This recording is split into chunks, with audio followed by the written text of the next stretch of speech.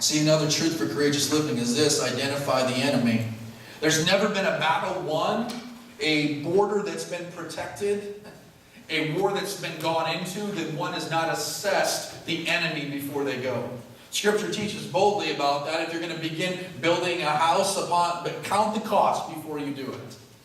We pick it up in Esther 5, verse 10. It says this: the calling together his friends and Zeresh, his wife, Haman boasted to them about the vast wealth, his many sons, and all the ways the king honored and elevated him above the other nobles and officials. And that's not all, Haman added. I'm the only person, Queen Esther, invited to accompany the king to the banquet she gave. And she invited me along with the king tomorrow. In every story, if you went to school at all, you know that in every story there's an introduction, right? There's kind of what happens. Then they have what they call the climax. And then there's the resolution, right? So what we have in this is we have to have characters in it. Haman seems to be the guy in this story who could be deemed as the evil one, like the bad guy, the nemesis.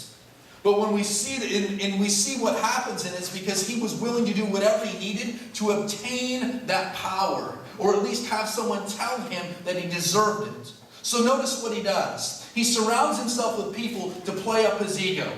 His family and friends, he calls his wife and them together, and they get around. And it says in verse 14 that we see in verse 14. Let me grab this real quick.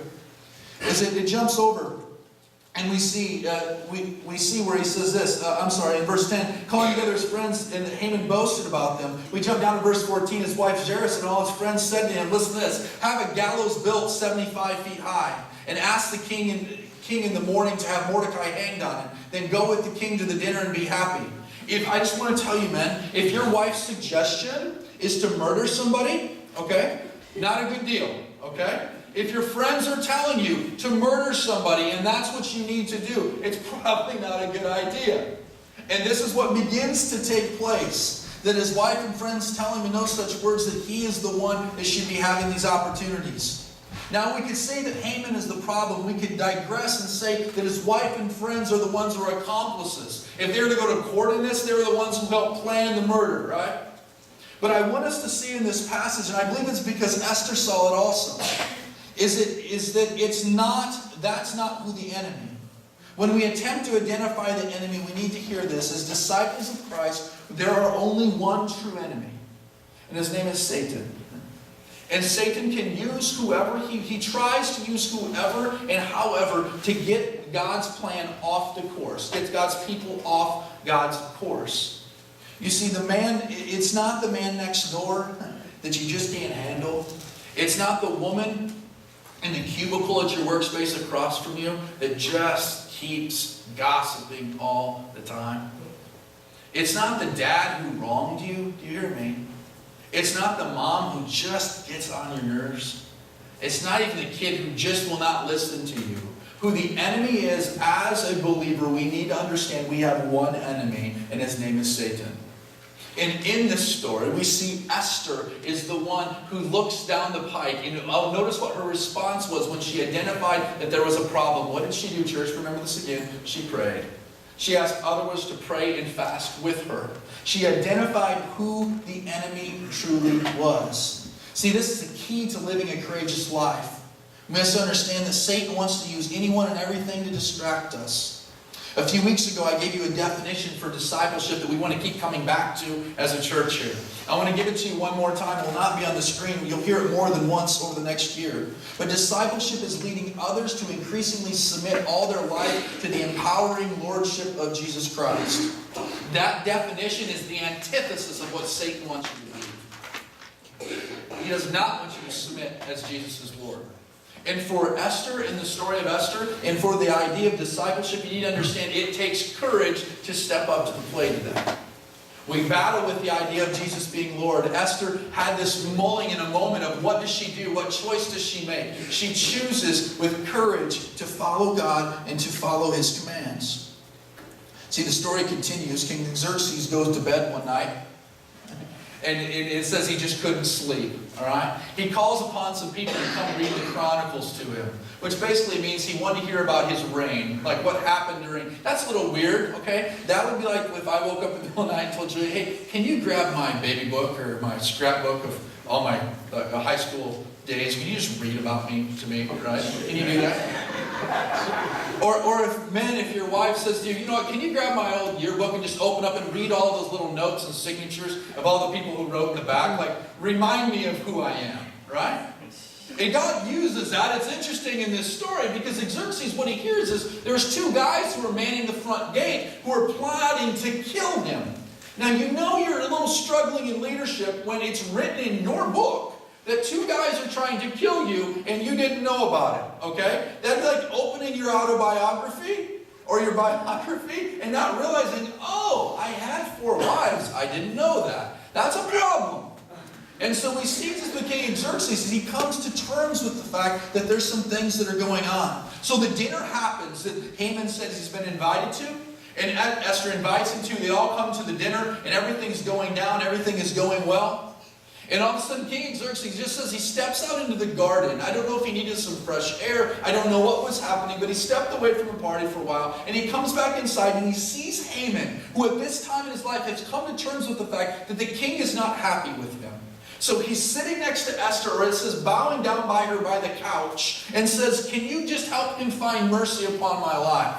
That infuriates the king for one reason or another. It seems as though in Scripture the reason why it infuriated him the most was because of the fact he thought that Haman wanted his wife. That's kind of what he gathered.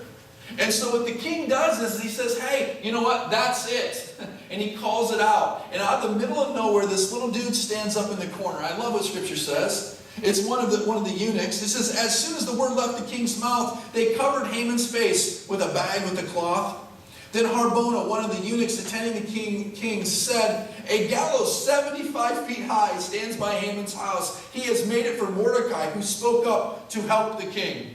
Now that's not what Haman wants to hear. You get that? He builds this huge gallows, and this little guy in the corner stands up in the middle of the whole debacle and says, you're looking for somewhere to hang him? I know a good place. He built one already. Like, this will save a lot of work. And they take Haman out. And so now all of a sudden, in this moment, Haman dies on the gallows that he made for someone else. That's like being the inventor of the electric chair and being the first one that commits murder and put to capital death. You see, this morning as we look at this idea of being courageous, I want you to hear this last thing this morning. Is that if we're called to be courageous with God, we need to understand that courageous lives believe in victory. They do. Esther did not go into this. I do not believe Esther went into this with a heart of, maybe.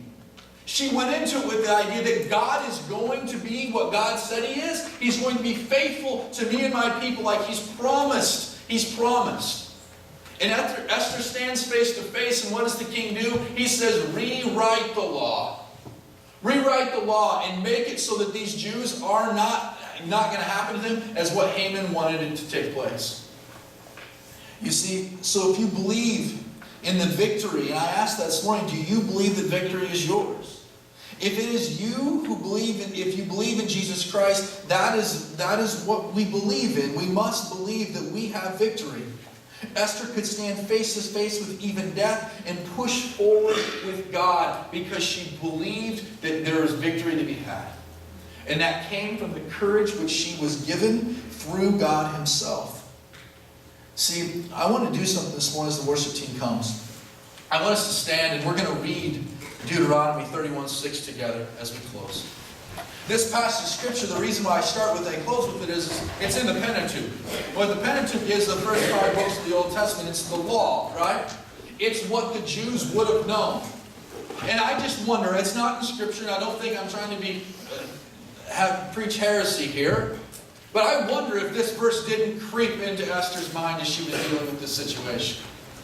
And it says in Deuteronomy 31:6, will you read this with me? It says, be strong and courageous. Don't be afraid or terrified because of them. For the Lord your God goes with you. He will never leave you nor forsake you. See, church, I will leave you with this. Courage does not just come from within. It comes from God. And people will tell you that you just got to be, You just got to have courage. Do you remember? I remember when I moved to Kansas, my friends from afar, like live in other states, would be like, "Oh, are you going to watch The Wizard of Oz?" Right? And there was that guy in The Wizard of Oz, right? Who was the one that wanted courage? The lion. Such an oxymoron, isn't it? The one who could eat anyone at any time, and he's the one that needed the courage. And so I throw that out there to you, is that courage does not just come from within, it comes from God. And when we look at this story of Esther, don't just remember a beautiful girl who walked in front of the king and he selected her. Remember a woman who was after God's heart that said, I will face death if that's what it takes for me to be obedient. A huge lesson for the church today. Will you bow?